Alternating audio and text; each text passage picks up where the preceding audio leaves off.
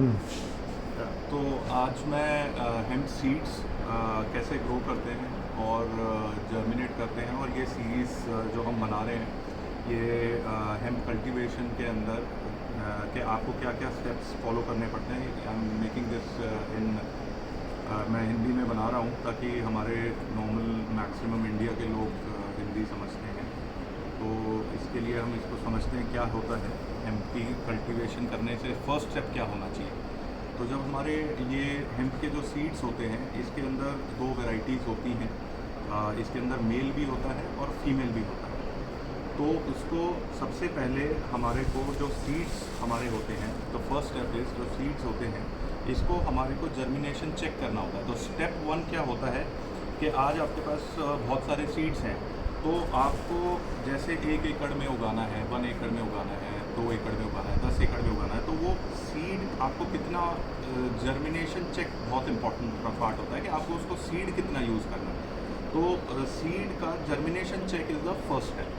तो step one है germination check. तो उसको कैसे करते हैं? जर्मिनेशन चेक के लिए हम जितना एरिया है, जैसे आपके पास सीड है, जितना आपके पास 10 किलो सीड है, 25 किलो सीड है, तो उस हिसाब से हम सीड्स के 50-50, 100-100 के करीब, 50-100 के करीब सीड्स को पहले वाटर बाथ में 24 आवर्स रखते हैं।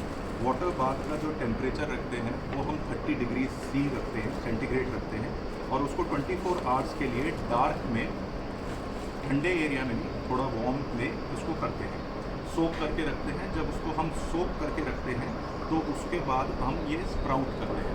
कई लोग टावल मेथड भी करते हैं, बट हम टावल मेथड नहीं करते हैं। हम सिंपल उसको 24 आवर्स इसमें रखते हैं। इसके अंदर हम थोड़ा सा हाइड्रोजन पेरोक्साइड डालते हैं ताकि ये उसको हार्ड नट शेल को भी करें। अब जितने आपके सीड जर्मिनेट हुए हैं, जितने जर्मिनेट हुए हैं, ये जर्मिनेशन सक्सेस आपका बताता है कि आपके उस बैग से या उस जो भी आपने बैग यूज़ किया या जितना भी करा है, जैसे अगर आपके पास थोड़े सीड्स हैं तो उसके सीड्स की क्वांटिटी के हिसाब से, आपके काउंट के हिसाब से कितने जर्मिनेट हुए हैं, ये आपको बताता है कि आपकी जर्मिनेशन रेट क्या है। अब जैसे हमने इसके अंदर 100 जर्मिनेशन के लिए सीड्स लगाए, 100 जर्मिनेशन में हम आज इसको निकालेंगे और इस पे से काउंट करेंगे कि कितने हमारे जर्मिनेशन हुए हैं। जर्मिनेशन से ये पता लगेगा कि हमारे को कितना बीज ज़मीन में लगाना है। आज हमारे अगर 100 में से अगर हमारा 10 हुआ है, 10 जर्मिनेट हुए हैं, तो हमारा परसेंटेज आता है 10%। हमारी जर्मिनेशन रेट 10% है। अगर 100 में से 80 आते हैं तो 80% जर्मिनेशन रेट, 90 आता है तो 90% जर्मिनेट। जैसे अगर आप इसको देखें ध्यान से, तो इसमें सारे स्प्राउट नहीं हुए हैं सक्सेसफुली, बट इसमें लगभग मेरे ख्याल से 50 से 60% का जर्मिनेशन रेट आया है। तो हम, और आप इसको देखेंगे, इसमें हमारे जितने हमने डाले उसमें मैक्सिमम हेल्दी ग्रोथ आई है। तो हम ये भी नोट करते हैं कि स्प्राउट लेवल्स क्या हैं, कि कितना अच्छा स्प्राउट हुआ है, कितना हेल्दी स्प्राउट हुआ है। ये सेम टाइम पे ही सारे के सारे हमने डाले थे, और इनके स्प्राउट लेवल्स आप अगर देखें तो उससे भी हम चेक करते हैं कि स्प्राउट लेवल्स कितना अच्छा था। ये अभी हमारे पास 4 डिफरेंट वैरायटीज़ हैं।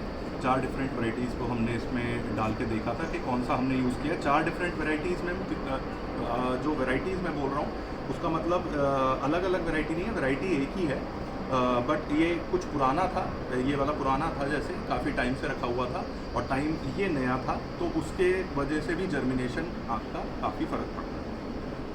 तो ये हमने इसको जब हमने सोक किया 30 डिग्री सेंटीग्रेड में, और हमने इसको 24 आवर्स में निकाला, उसके बाद हमारा नेक्स्ट स्टेप क्या होता है, उसको हम उस पर कंटिन्यू करते हैं।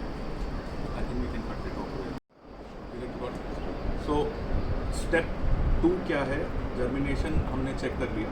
जर्मिनेशन जैसे आपका 90% आया, तो इसका किसी का 80 आया, किसी का 50 आया। सिर्फ उसका डिफरेंस ये रहता है कि आपको कितना बीज यूज़ करना है। जैसे आपका जर्मिनेशन रेट यहाँ से दिखा रहा है कि आपका 99% है, तो मतलब आप एक बीज डालोगे तो सक्सेस रेट उसका ग्रो का ज़्यादा है, और अगर किसी का कम है तो उसमें आपको ज़्यादा बीज डालने पड़ेंगे। तो फॉर एग्जांपल कि आपका एरिया है जैसे 1 एकड़, 1 एकड़ का एरिया है या एक प्लॉट है, तो उस एरिया में बीज कितने लगने हैं, तो वो परसेंटेज से एक्चुअल कैलकुलेट होते हैं कि आपको कितने बीज लगाने पड़ेंगे उसको, क्योंकि आपके पास एरिया ज़्यादा है, आपकी जर्मिनेशन कम है।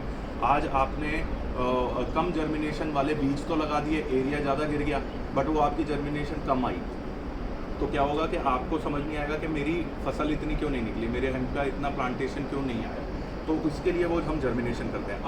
अब हमारा नेक्स्ट स्टेप आता है, हम एक और स्टेप करते हैं, ये आप लोग स्किप भी कर सकते हो, बट हमें करना पड़ता है, क्योंकि जब हम ट्रायल्स करते हैं तो हम मेल और फीमेल को भी चेक करते हैं कि इसमें मेल और फीमेल जो मैंने बताया था, how many males are there, how many females are.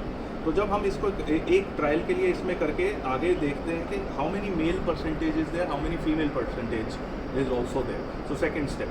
But आप लोग इसको स्किप भी कर सकते हैं, लोग इसको स्किप कर सकते हैं, ये कोई इतना इम्पोर्टेंट बाकियों के लिए जो करते हैं उनके लिए नहीं है था। तो हमारे को इसके इक्विपमेंट्स क्या चाहिए, but how you should do it, it should be very sanitize होना चाहिए, आपके पास सैनिटाइज़र होना चाहिए। यू शुड आपके पास जो इक्विपमेंट होना चाहिए, एक ट्विज़र आप ले लीजिए, एक ये हमारा हार्मोन पाउडर हम यूज़ करते हैं, हार्मोन पाउडर आप रखिए अपने पास में। तो उसके बाद में हम इसको ही सैनिटाइज़ करेंगे, क्योंकि जो आपके रूट्स हैं वो बहुत सेंसिटिव होते हैं। अगर आप उसमें कोई भी किसी भी तरह का जर्म जाएगा या कुछ जाएगा तो उससे उसका वो हो सकता है मर जाए पौधा। तो शुरुआत के लिए आपको जर्मिनेशन चेक के अंदर ये चीज़ों का आपको ध्यान रखना पड़ता है। तो आपको एक क्लीन टॉवल रख लीजिए, और इसके बाद once you have this, you clean this, आपको एक कुछ मेरे को वो देना छेद करने के लिए।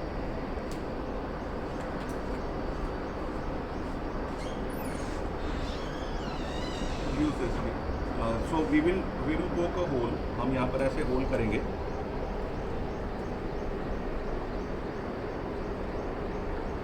ज़्यादा डेप्थ नहीं, डेप्थ आपकी ये रहेगी, this is like almost like a inch, because rooted है, ये देखिए ज़्यादा बड़ी रूट है इसलिए मैं इंच ले रहा हूँ, जिनकी कम रूट होंगी उनको हाफ अ इंच करेंगे।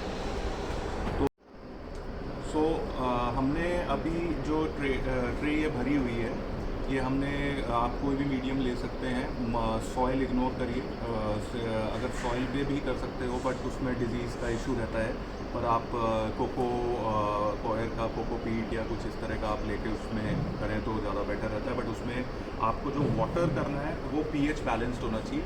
पीएच इसमें 5.55 से लेके 6 के बीच में होना चाहिए। जब आप हाइड्रोपोनिक या जैसे कोकोपीट या कोई भी मटेरियल यूज़ कर रहे हैं तो आपको उसके अंदर पीएच का ध्यान रखना है। तो पानी है, पानी पर वाटर सोक्ड है, but too much of water नहीं है, ज़्यादा नहीं है। अगर आप उसको देखें तो उसमें पानी निचोड़ो ऐसे करके टपकना नहीं चाहिए, it should B moist, not moist होना चाहिए, वो ज़्यादा ओवर पानी नहीं होना चाहिए। फिर then you take your jar, you have to take it delicately. एक आप इसको सीड को लेके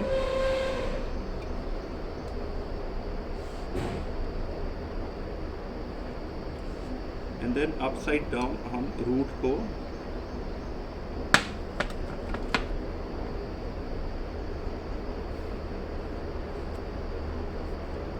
to be careful at this step. ये हमने यहाँ लगा दिया, इसके बाद हल्का सा इसको आपने टैप दे दिया, उसको ढकना नहीं है, बहुत ध्यान से उसको हल्का सा टैप देके आपने उसको ढक दिया, इसका पर मुंह बाहर ही है।